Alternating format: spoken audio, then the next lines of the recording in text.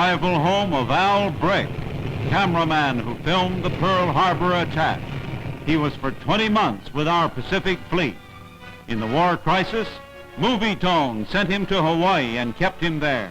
So he was on the scene when the treacherous blow was dealt. The fleet had been on maneuvers. 2 task forces, after extensive operations at sea, steamed back to their Pearl Harbor base. This was during the final period of the phony Japanese peace negotiations, when staging a farce of talking peace, the Far Eastern double-crossers had their ships and planes on the way for the sneak punch. Their crime was well prepared as ships went on to Pearl Harbor. And then 7th, in the surprise assault, American warplanes were caught on the ground and bombed. Most of them were disabled. That crippled our air opposition to the Japs, and their planes were able to swarm over the harbor and bomb and torpedo the warships there.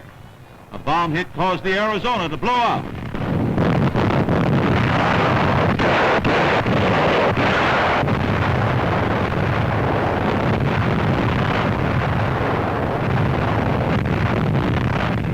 The attack was carried out by Jap torpedo planes together with dive bombers and horizontal bombers coming in waves.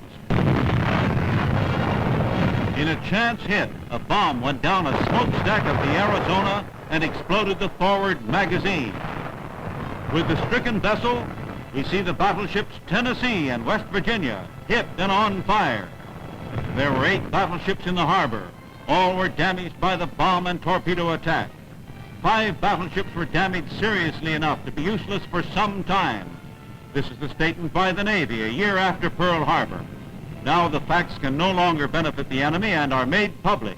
And these Movietone pictures, made by cameraman Al Brick, are released by the Navy. Battleship Maryland on fire and the Oklahoma has capsized. And in the bomb and torpedo attack, high explosive hit the West Virginia. And the Tennessee seen in the background. The West Virginia has sunk in shallow water and rests on the bottom. The Maryland damaged and the capsized Oklahoma. Battleships were moored at docks in pairs and the outer ones were torpedoed. The Nevada, attacked while steaming to leave harbor, was beached so as not to block the entrance.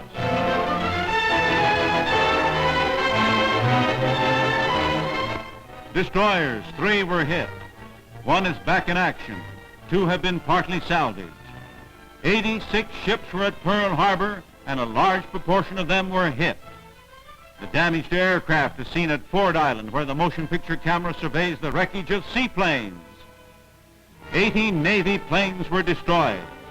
The crippling of air forces at Pearl Harbor was a major factor in the treacherous surprise plotted by the Far Eastern sneak punchers.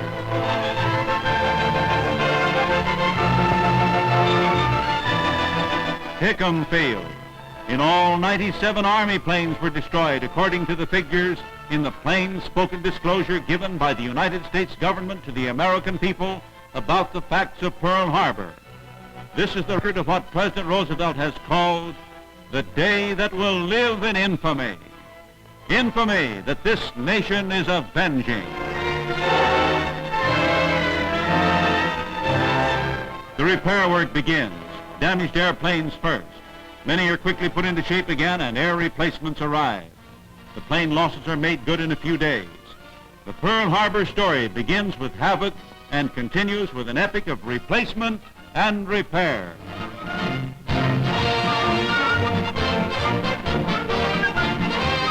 Damaged battleships are repaired. The West Virginia, the Tennessee in the background. An immense amount of work is required and is provided. Other ships are salvaged and will steam forth to fight again. The Nevada, expert salvage to put that sea giant in action once more. And the West Virginia is being raised from the bottom of the shallow harbor. The saving of the battleships is like a miracle. And here we see battleships coming back as the Japs thought they never would come back.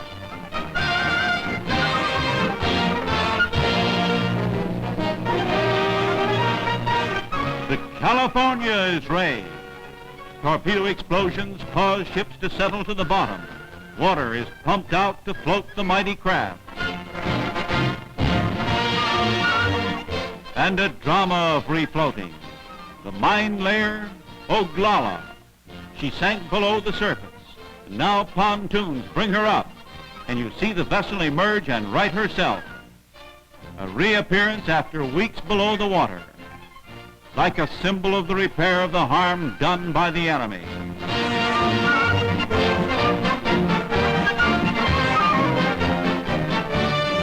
West Virginia has now been salvaged to a point where she is ready to go to the dry dock for final refitting. Much highly technical work remains to be done, and they do it there in the dry dock. The West Virginia is completely reconditioned, and presently the great battleship steams out to rejoin the fleet. The California is towed to dry dock. In the repair of the battleships, American naval engineers took occasion to install new improvements in the vessels. Repairing them, the technicians improved them, modernizing the battleships. Of this, the damaged California is an example. They make her a more effective fighting unit than ever. Out of the dry dock comes a better battleship. The Navy tells us that most of the ships hit at Pearl Harbor have been repaired and are in action again. Here we see the vivid proof. The California steaming out for action. Cheers aboard the Nevada as that damaged and now repaired battleship proceeds out to sea to rejoin the fleet.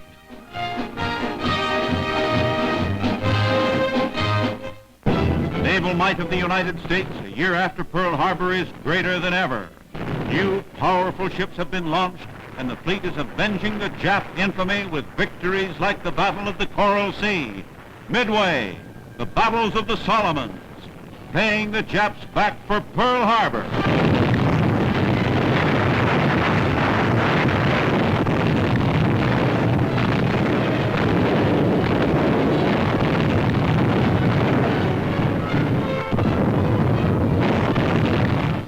Now, Albrecht, how does it feel to be home? It's good to get home, but I feel like all the other boys that are out there. We won't be satisfied until we slap the Japs right off the map.